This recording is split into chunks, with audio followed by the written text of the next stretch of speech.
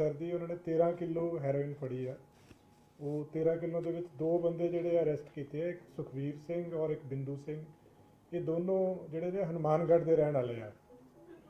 ਔਰ ਇਹ ਜਿਹੜੀ ਉਹਨਾਂ ਨੇ ਮੁੱਢਲੀ ਪੁੱਛਗਿੱਛ ਤੋਂ ਪਤਾ ਲੱਗਿਆ ਕਿ ਜੰਮੂ ਕਸ਼ਮੀਰ ਤੋਂ ਹੈਰੋਇਨ ਲੈ ਕੇ ਆ ਰਹੇ ਸੀਗੇ 13 ਕਿਲੋ, ਔਰ ਅੱਗੇ ਇਹਨਾਂ ਨੇ ਹਨੂੰਮਾਨਗੜ੍ਹ ਰਾਜਸਥਾਨ 'ਚ ਲੈ ਕੇ ਜਾਣੀ ਸੀਗੀ। ਸੋ ਇਹ ਦੋ ਬੰਦੇ ਕਾਊਂਟਰ ਇੰਟੈਲੀਜੈਂਸ ਵਿੰਗ ਜਿਹੜਾ ਅੰਮ੍ਰਿਤਸਰ ਸਾਡਾ ਜਿਹੜਾ ਉਹਨਾਂ ਨੇ ਅਰੈਸਟ ਕੀਤੇ ਆ। ਔਰ ਜੋ ਇਹਨਾਂ ਦੀ ਮੁੱਢਲੀ ਪੁੱਛਗਿੱਛ ਤੋਂ ਇਹ ਪਤਾ ਲੱਗਿਆ ਕਿ ਜਿਹੜੇ ਦੋ ਬੰਦੇ ਅੱਗੇ ਇਹਨਾਂ ਨੇ ਫਰਦਰ ਆਇਡੈਂਟੀਫਾਈ ਕੀਤੇ ਆ, ਉਹਦੇ ਸਬੰਧ 'ਚ ਜਿਹੜਾ ਸਾਡਾ ਕਾਊਂਟਰ ਇੰਟੈਲੀਜੈਂਸ ਵਿੰਗ ਆ ਉਹ ਰਾਜਸਥਾਨ ਪੁਲਿਸ ਦੇ ਨਾਲ ਟੱਚ 'ਚ ਆ। ਔਰ ਇਹ ਜਿਹੜਾ ਨੈਕਸਸ ਆ ਜਿਹੜਾ ਕਿ ਜੰਮੂ ਕਸ਼ਮੀਰ ਤੋਂ ਲੈ ਕੇ ਪੰਜਾਬ ਨੂੰ ਟ੍ਰਾਂਜ਼ਿਟ ਰੂਟ ਦੇ ਤੌਰ 'ਤੇ ਯੂਜ਼ ਕਰਕੇ ਅੱਗੇ ਰਾਜਸਥਾਨ ਲੈ ਕੇ ਜਾਣੀ ਸੀਗੀ, ਉਹ ਸਾਰਾ ਨੈਕਸਸ ਜਿਹੜਾ ਉਹਦੇ ਨਾਲ ਬ੍ਰੇਕ ਹੋਏਗਾ। ਤੇ ਅੱਜ ਹੀ ਇਹਨਾਂ ਨੂੰ ਅਰੈਸਟ ਕੀਤਾ ਹੈ ਔਰ ਬਾਕੀ ਪੁੱਛਗਿੱਛ ਜਿਹੜੀ ਇਹਨਾਂ ਦੀ ਫਰਦਰ ਜਾਰੀ ਹੈ। ਇਸ ਕੇਸ ਦੇ ਵਿੱਚ ਇਹ ਅਜੇ ਤੱਕ ਜੋ ਮੁੱਢਲੀ ਪੁੱਛਗਿੱਛ ਤੋਂ ਆ ਕਿ ਹਨੂੰਮਾਨਗੜ੍ਹ ਦੇ ਏਰੀਆ 'ਚ ਲੈ ਕੇ ਜਾਣੀ ਸੀ। ਦੂਸਰਾ ਜਿਹੜਾ ਸਾਡਾ ਸਪੈਸ਼ਲ ਕੈਂਪੇਨ ਡਰੱਗਸ ਦਾ ਮਾਨਯੋਗ CM ਸਾਹਿਬ ਦੀਆਂ ਹਦਾਇਤਾਂ 'ਤੇ ਚੱਲ ਰਿਹਾ ਹੈ, ਉਹਦੇ 'ਚ ਇਸ ਹਫ਼ਤੇ ਦੇ ਵਿੱਚ ਪੰਜਾਬ ਪੁਲਿਸ ਨੇ 258 FIR ਦਰਜ ਕੀਤੀਆਂ, ਜਿਹਦੇ 'ਚ 366 ਅਕਿਊਜ਼ ਜਿਹੜੇ ਨੇ ਅਰੈਸਟ ਕੀਤੇ ਆ। ਇਹਨਾਂ ਵਿੱਚੋਂ 258 ਦੇ ਵਿੱਚੋਂ 28 FIR ਜਿਹੜੀਆਂ ਨੇ ਕਮਰਸ਼ੀਅਲ ਕੁਆਂਟਿਟੀ ਦੀਆਂ, 199 FIR ਮੀਡੀਅਮ ਕੁਆਂਟਿਟੀ ਦੀਆਂ ਤੇ 41 FIR ਜਿਹੜੀਆਂ ਨੇ ਉਹ ਸਮਾਲ ਕੁਆਂਟਿਟੀ ਦੀਆਂ। ਕਮਰਸ਼ੀਅਲ ਕੁਆਂਟਿਟੀ ਦੀਆਂ ਜਿਹੜੀਆਂ 28 FIR ਨੇ ਉਹਦੇ ਵਿੱਚ 37 ਜਿਹੜੇ ਵੱਡੇ ਸਮਗਲਰ ਅਰੈਸਟ ਕੀਤੇ ਗਏ ਆ। ਟੋਟਲ ਜਿਹੜੀਆਂ FIR ਦਰਜ ਹੋਈਆਂ ਉਹਦੇ 'ਚ ਸਭ ਤੋਂ ਵੱਧ FIR 25 ਫਿਰੋਜ਼ਪੁਰ 'ਚ ਦਰਜ ਹੋਈਆਂ, 19 ਹੁਸ਼ਿਆਰਪੁਰ 'ਚ ਤੇ 16 ਕਪੂਰਥਲਾ ਦੇ ਵਿੱਚ।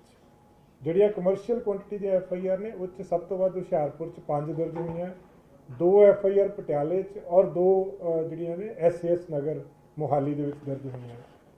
ਰਿਕਵਰੀ ਜਿਹੜੀ ਪਿਛਲੇ ਹਫ਼ਤੇ ਦੀ ਹੋਈ ਹੈ ਉਹ 'ਚ 8 ਕਿਲੋ ਹੈਰੋਇਨ ਦੀ ਰਿਕਵਰੀ ਹੋਈ ਹੈ,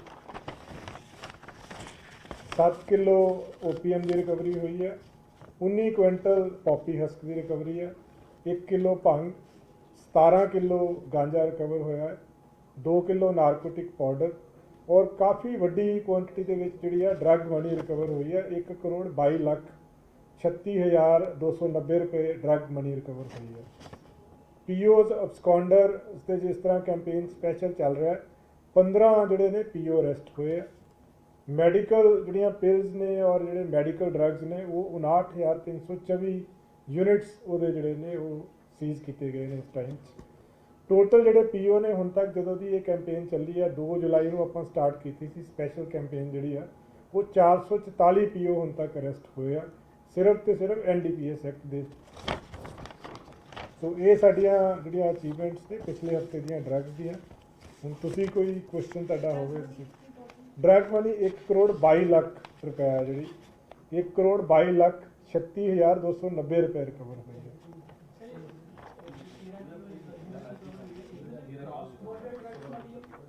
ਇਹ ਅਜੇ ਨਾ ਜੀ ਕਹਿਣਾ ਨਹੀਂ ਕਹਿ ਸਕਦੇ ਕਿਉਂਕਿ ਅਜੇ 2 ਬੰਦੇ ਜਿਹੜੇ ਅਰੈਸਟ ਕੀਤੇ ਆ ਉਹ ਹਨੂੰਮਾਨਗੜ੍ਹ ਦੇ ਰਹਿਣ ਵਾਲੇ ਆ, ਲੈ ਕੇ ਜੰਮੂ ਕਸ਼ਮੀਰ ਤੋਂ ਆ ਰਹੇ ਸੀ। ਉਹ ਸੁਖਬੀਰ ਸਿੰਘ ਆ ਇੱਕ ਦਾ ਨਾਮ, ਇੱਕ ਦਾ ਨਾਮ ਬਿੰਦੂ ਸਿੰਘ ਆ। ਔਰ ਇਹ ਦੋਨੋਂ ਜਿਹੜੇ ਆ ਅੱਗੇ ਫਰਦਰ ਹਨੂੰਮਾਨਗੜ੍ਹ ਜੋ ਇਹਨਾਂ ਨੇ ਅਜੇ ਮੁੱਢਲੀ ਪੁੱਛਗਿੱਛ ਤੋਂ ਦੱਸਿਆ ਹੈ। ਹੁਣ ਜਦੋਂ ਰਾਜਸਥਾਨ ਪੁਲਿਸ ਨਾਲ ਵੀ ਸਾਡੀ ਟੀਮ ਟੱਚ 'ਚ ਆ, ਜਦੋਂ ਪ੍ਰੋਪਰ ਇੰਟੈਰੋਗੇਸ਼ਨ ਹੋਏਗੀ ਇਹਨਾਂ ਦੀ ਉਦੋਂ ਸਾਰੇ ਫੈਕਟਸ ਰਿਵੀਲ ਹੋਣਗੇ। ਜਿੱਥੋਂ ਲੈ ਕੇ ਆਏ ਸੀਗੇ ਉਹ ਬੈਕਵਰਡ ਲਿੰਕੇਜ ਲੱਭਿਆ ਜਾਏਗਾ। ਫਿਰ ਜਿਹੜੇ ਅੱਗੇ ਬੰਦੇ 2 ਜਿਨ੍ਹਾਂ ਦੇ ਇਹਨਾਂ ਨੇ ਨਾਮ ਲਏ ਆ ਉਹ ਵੀ ਜਲਦੀ ਪਕੜ 'ਚ ਆ ਜਾਣਗੇ। ਫਿਰ ਉਹ ਸਾਰਾ ਜਿਹੜਾ ਨੈਕਸਸ ਆ ਉਦੋਂ ਹੀ ਬ੍ਰੇਕ ਹੋਏਗਾ ਜਦੋਂ ਫੜਿਆ। ਸਰ ਇਹ 3-4 ਦਿਨ ਪਹਿਲਾਂ ਜਿਹੜਾ ਲੁਧਿਆਣਾ ਤੋਂ ਇੱਕ 20 ਕਿਲੋ ਦੀ ਵਜ਼ਨ ਦੇ ਨਾਲ RCB ਨੇ ਵੀ ਤੁਹਾਡੇ ਕੋਲ ਪੰਜਾਬ ਪੁਲਿਸ ਦੀ ਕੋਆਰਡੀਨੇਸ਼ਨ ਨਾਲ ਇਹਦਾ ਕੁਝ ਲੱਗਿਆ ਪਤਾ ਕਿ ਜਿਹੜਾ ਨਹੀਂ, ਉਹਦੀ ਡਿਟੇਲ ਅਜੇ ਆਉਣੀ ਬਾਕੀ ਹੈ ਰਾਠੀ ਜੀ। ਉਹ ਐਕਚੁਅਲੀ NCB ਨੇ ਫੜਿਆ ਤੇ ਉਹ ਅਜੇ ਸਾਡੇ ਨਾਲ ਸ਼ੇਅਰ ਕਰਨੀ ਉਹਨਾਂ ਨੇ। ਅਸੀਂ ਟੱਚ 'ਚ ਆ, ਜਦੋਂ ਫਰਦਰ ਡਿਟੇਲਸ ਆਉਂਦੀਆਂ ਫਿਰ ਆਪਾਂ ਸ਼ੇਅਰ ਕਰ ਲਾਂਗੇ। ਸਰ ਤੁਸੀਂ ਹਨੂੰਮਾਨਗੜ੍ਹ ਦੀ ਗੱਲ ਕੀਤੀ ਤੇ ਜਿਹੜੇ ਵੀ ਗੈਂਗਸਟਰ ਦਾ ਜਿਹੜਾ ਕਨੈਕਸ਼ਨ ਹੈ ਉਹ ਲਗਾਤਾਰ ਰਾਜਸਥਾਨ ਕਿਉਂਕਿ ਕੱਲ ਵੀ ਜਿਹੜਾ ਬੁੱਢਾ ਫੜਿਆ ਗਿਆ ਉੱਥੇ ਫੜਿਆ ਗਿਆ, ਇਹ ਸਾਰਾ ਕਨੈਕਸ਼ਨ ਕਿਸ ਤਰ੍ਹਾਂ ਆ ਰਿਹਾ ਰਾਜਸਥਾਨ ਦਾ? ਜਿਹੜੇ ਵੀ ਗੜ ਹੈ ਇਹ ਜਿਹੜਾ ਦੇਖੋ ਬਾਰਡਰ ਸਟੇਟਸ ਜਿਹੜੀਆਂ ਹੁੰਦੀਆਂ ਨੇ ਨਾ, ਜਿੱਦਾਂ ਹੁਣ ਰਾਜਸਥਾਨ ਹਰਿਆਣਾ ਬਾਰਡਰ ਸਟੇਟਸ ਆਪਣੇ ਨਾਲ ਟੱਚ ਕਰਦੀਆਂ ਨੇ, ਬਾਉਂਡਰੀ ਆਪਣੇ ਨਾਲ ਲੱਗਦੀ ਹੈ। ਸੋ ਇਹਨਾਂ ਦੇ ਤਾਂ ਕ੍ਰਿਮੀਨਲਸ ਵਾਸਤੇ ਤਾਂ ਕੋਈ ਬਾਉਂਡਰੀ ਨਹੀਂ ਹੈ ਜੀ, ਉਹ ਤਾਂ ਵਿਦ ਇਨ ਦ ਕੰਟਰੀ ਤਾਂ ਇੱਕ ਫਰੀਕੁਐਂਟ ਮੂਵਮੈਂਟ ਹੋ ਜਾਂਦੀ ਇਹਨਾਂ ਦੀ।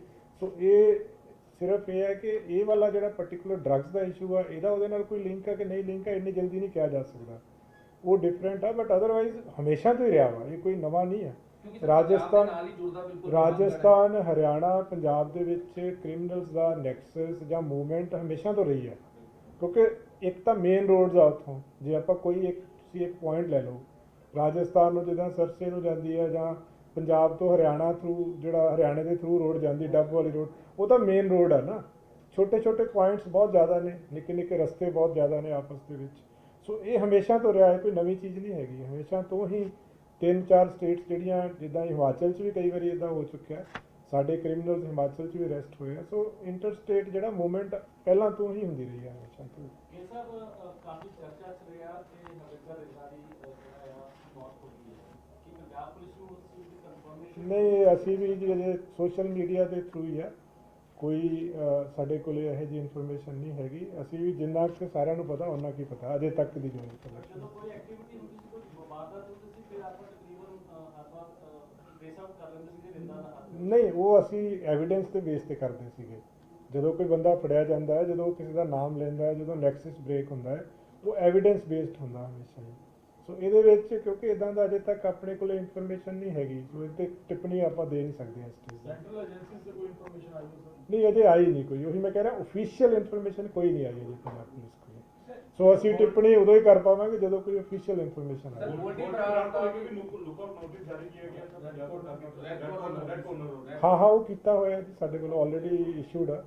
ਰੈੱਡ ਕਾਰਨਰ ਨੋਟਿਸ ਦਾ ਸਭ ਤੋਂ ਪਹਿਲਾ ਸਟੈਪ ਹੁੰਦਾ, ਉਸ ਤੋਂ ਬਾਅਦ ਆਇਡੈਂਟੀਫਾਈ ਹੋਏਗਾ, ਫਿਰ ਫਰਦਰ ਐਕਸਟ੍ਰੈਡੀਸ਼ਨ ਦਾ ਪ੍ਰੋਸੈਸ ਸਟਾਰਟ ਹੋਏਗਾ। ਸੋ ਰੈੱਡ ਕਾਰਨਰ ਨੋਟਿਸ ਤਾਂ ਆਲਰੇਡੀ ਬਹੁਤ ਦੇਰ ਤੋਂ ਇਸ਼ੂਡ ਸਰ ਹੈ। ਇਹ ਡੇਰਾ ਪ੍ਰੇਮੀ ਮਰਡਰ ਮਾਮਲੇ 'ਚ ਫਿਰ ਇੱਕ ਵਾਰੀ ਜੇਲ੍ਹਾਂ 'ਚ ਸਾਹਮਣੇ ਆਇਆ ਕਿ ਜੇਲ੍ਹ 'ਚ ਬੈਠ ਕੇ ਨਵਿੰਦਰ ਸਿੰਘ ਗਾਂਧੀ, ਭੋਲਾ, ਇਹਨਾਂ ਨੇ ਸਾਰੀ ਜਿਹੜੀ ਪਲੈਨਿੰਗ ਕੀਤੀ ਹੈ। ਜੀ ਉਹਦੇ ਜੀ ਵਿੱਚ ਹੁਣ ਪੁਲਿਸ ਕੀ ਕਰ ਰਹੀ ਹੈ, ਕਿਉਂਕਿ ਉਹਨਾਂ ਨੇ ਖੁਲਾਸੇ ਤਾਂ ਕੀਤੇ ਜਿਹੜੇ ਸ਼ਾਹਪੁਰ ਤੋਂ ਸਾਰੇ ਬੜੇ ਗਏ। ਜੀ ਤਾਂ ਜੀ ਇਹਨਾਂ ਨੇ ਇਹ ਵੀ ਗੱਲ ਕਹੀ ਕਿ ਵੀ ਜੇਲ੍ਹਾਂ 'ਚ ਬੈਠ ਕੇ ਸਾਰੀ ਪਲੈਨਿੰਗ ਹੋਈ ਹੈ। ਭੋਲਾ ਨੇ ਅਜਿੰਦਰ ਰਾਜੂ ਨੂੰ ਕਿਹਾ, ਫਿਰ ਅੱਗੇ ਤੋਂ ਅੱਗੇ ਜਿਹੜੀ ਪਲੈਨਿੰਗ ਹੋਈ ਦੇਖੋ, ਜਿਹੜੇ ਕ੍ਰਿਮੀਨਲਸ ਹਾਰਡਕੋਰ ਜੇਲ੍ਹ ਦੇ ਵਿੱਚ ਹੈਗੇ ਆ, ਉਹਨਾਂ ਉੱਤੇ ਤਾਂ ਆਲਰੇਡੀ ਨਿਗਾਹ ਰੱਖੀ ਜਾ ਹੀ ਰਹੀ ਆ।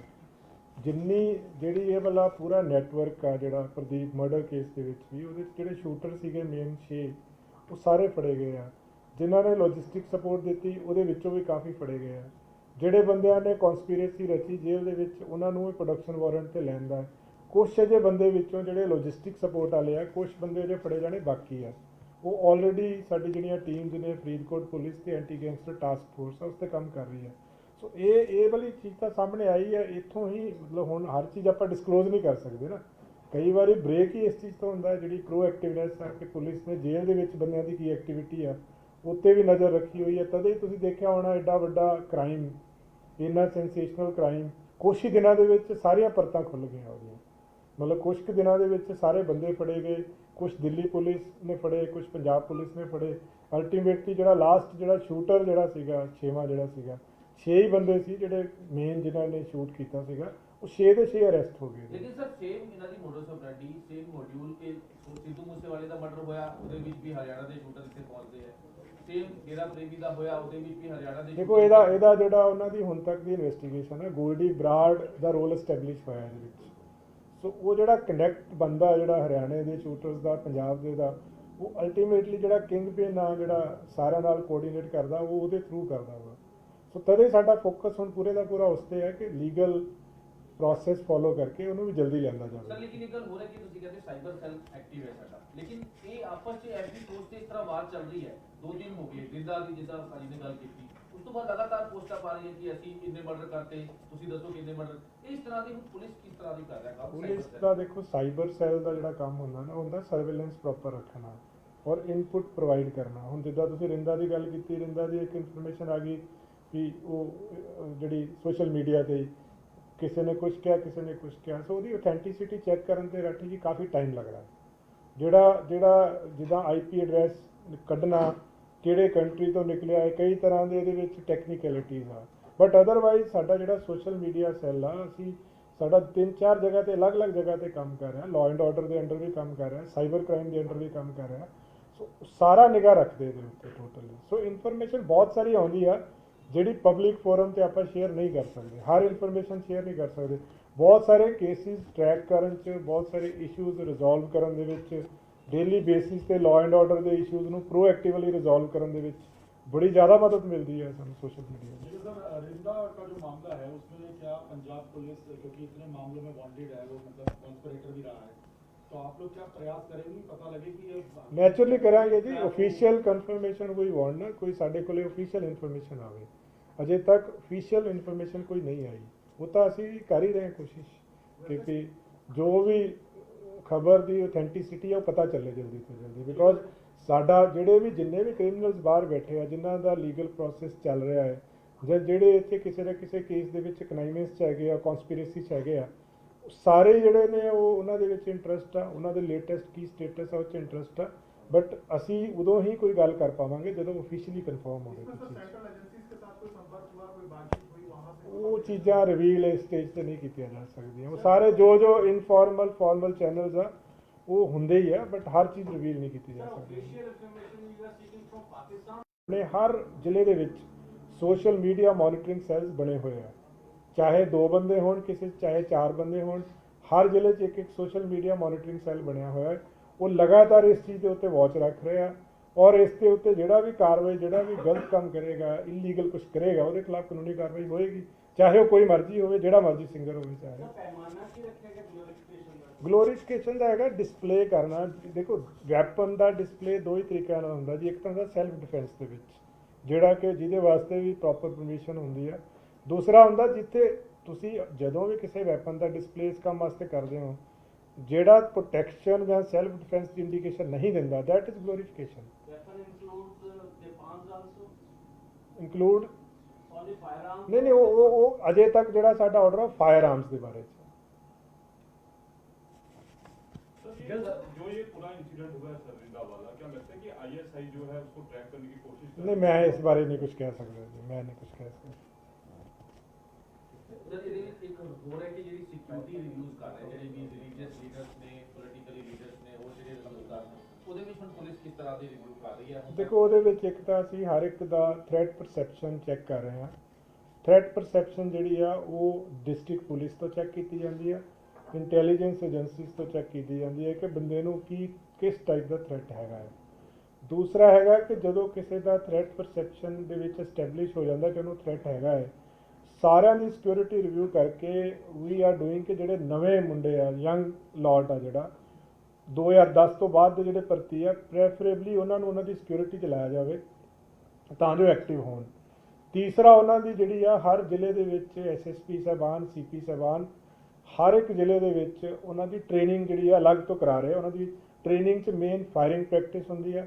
ਸੈਕੰਡ ਇੱਕ ਐਸਓਪੀ ਹੁੰਦੀ ਆ ਅਲਰਟਨੈਸ ਦੀ, ਕਿਸ ਤਰੀਕੇ ਦੇ ਨਾਲ ਸਿਕਿਉਰਿਟੀ ਵਾਲੇ ਨੇ ਅਲਰਟ ਰਹਿਣਾ ਜਦੋਂ ਕਿਸੇ ਦੀ ਪ੍ਰੋਟੈਕਸ਼ਨ ਕਰਨੀ ਹੈ। ਸੋ ਉਹ ਸਾਰਾ ਪ੍ਰੋਸੈਸ ਸਾਡਾ ਚੱਲ ਰਿਹਾ। ਰਿਪਲੇਸਮੈਂਟ ਦਾ ਪ੍ਰੋਸੈਸ ਵੀ ਚੱਲ ਰਿਹਾ, ਟ੍ਰੇਨਿੰਗ ਦਾ ਵੀ ਚੱਲ ਰਿਹਾ ਔਰ ਥ੍ਰੈਟ ਪਰਸੈਪਸ਼ਨ ਜਿਹੜੀ ਆ ਉਹ ਵੀ ਐਗਜ਼ਾਮਿਨ ਕਰਾਈ ਜਾ ਰਹੀ ਹੈ। ਸੋ ਜਿਸ ਤਰ੍ਹਾਂ ਦੀ ਥ੍ਰੈਟ ਪਰਸੈਪਸ਼ਨ ਜੋ ਰਿਪੋਰਟ ਹੋਏਗੀ ਉਸ ਹਿਸਾਬ ਨਾਲ, ਬਟ ਵੀ ਵਿਲ ਇਨਸ਼ੋਰ ਕਿ ਜਿਹਨੂੰ ਸਿਕਿਉਰਿਟੀ ਦਿੱਤੀ ਜਾਵੇ ਉਹਨੂੰ ਕੈਪੇਬਲ ਬੰਦਿਆਂ ਦੀ ਔਰ ਟ੍ਰੇਨਡ ਬੰਦਿਆਂ ਦੀ ਜਿਹੜੀ ਆ ਸਿਕਿਉਰਿਟੀ ਦਿੱਤੀ ਜਾਵੇ। ਅੰਮ੍ਰਿਤਸਰ ਦੇ ਵਿੱਚ ਇੱਕ ਪੁਲਿਸ ਵਾਲੇ ਦੀ ਵੀਡੀਓ ਆਉਂਦੀ ਹੈ, ਸ਼ਰਿਆਮ ਉਹਨਾਂ ਦੇ ਵੱਲੋਂ ਫਾਇਰਿੰਗ ਕੀਤੀ ਜਾ ਰਹੀ ਹੈ। ਦੂਜੇ ਪਾਸੇ ਕਪੂਰਥਲਾ ਦੇ ਵਿੱਚ ਵਿਆਹ ਸਮਾਗਮ ਦੇ ਵਿੱਚ ਫਾਇਰਿੰਗ ਦੀਆਂ ਘਟਨਾਵਾਂ ਸਾਹਮਣੇ ਆਈਆਂ। ਕਾਰਵਾਈ ਹੋਏਗੀ ਜੀ ਉਹਦੇ ਵਿੱਚ ਜੋ ਵੀ ਆਈ ਹੈ। ਜਿਹੜਾ ਬੰਦਾ ਇਹੋ ਜਿਹਾ ਕੰਮ ਕਰਦਾ ਉਹਦੇ ਖਿਲਾਫ ਲੀਗਲ ਕਾਰਵਾਈ ਹੋਏਗੀ। ਜੇ ਤੁਹਾਡੇ ਕੋਲ ਹੈਗੀ ਤੁਸੀਂ ਭੇਜ ਦਿਓ, ਅਸੀਂ ਕੰਸਰਨਡ ਐਸਐਸਪੀ ਕਿਸੇ ਜਿਹੜੇ ਵੀ ਸੀਪੀ ਸਾਹਿਬ ਦਾ ਏਰੀਆ ਉਹਨਾਂ ਨੂੰ ਭੇਜ ਦਿੰਦੇ। ਜੋ ਲੀਗਲ ਐਕਸ਼ਨ ਬੰਦਾ ਹੋਏਗਾ, ਜਿਹੜਾ ਡਿਸਪਲੇ ਗਲਤ ਕਰੇਗਾ ਵੈਪਨ ਦਾ, ਮਿਸਯੂਜ਼ ਕਰੇਗਾ ਵੈਪਨ ਦਾ, ਉਹਦੇ ਖਿਲਾਫ ਲੀਗਲ ਐਕਸ਼ਨ ਹੋਏਗਾ।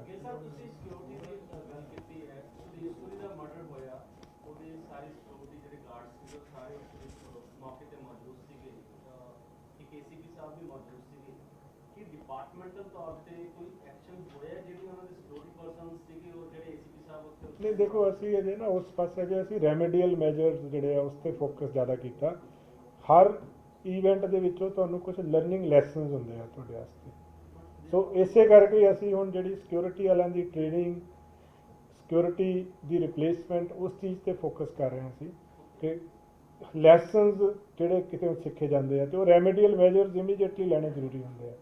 ਤਦ ਕਰਕੇ ਆ ਜਿਹੜਾ ਮੈਂ ਤੁਹਾਨੂੰ ਦੱਸਿਆ ਕਿ ਉਹਨਾਂ ਦੀ ਟ੍ਰੇਨਿੰਗ, ਰਿਪਲੇਸਮੈਂਟ, ਯੰਗਰ ਲੋਟ, ਕਿਉਂਕਿ ਅਲਰਟਨੈਸ ਲੈਵਲ 'ਚ ਵੀ ਫਰਕ ਪੈ ਜਾਂਦਾ ਜੀ ਉਮਰ ਦੇ ਨਾਲ ਨਾਲ। ਸੋ ਸਾਰੀਆਂ ਚੀਜ਼ਾਂ ਤੇ ਇਹਨਾਂ ਚੀਜ਼ਾਂ ਤੇ these are learning lessons for us ਜਦੋਂ ਵੀ ਕੋਈ ਇਦਾਂ ਦਾ ਇਨਸੀਡੈਂਟ ਹੁੰਦਾ ਹੈ। Sir, new issue of Amritpal is cropping up in certain areas of Punjab.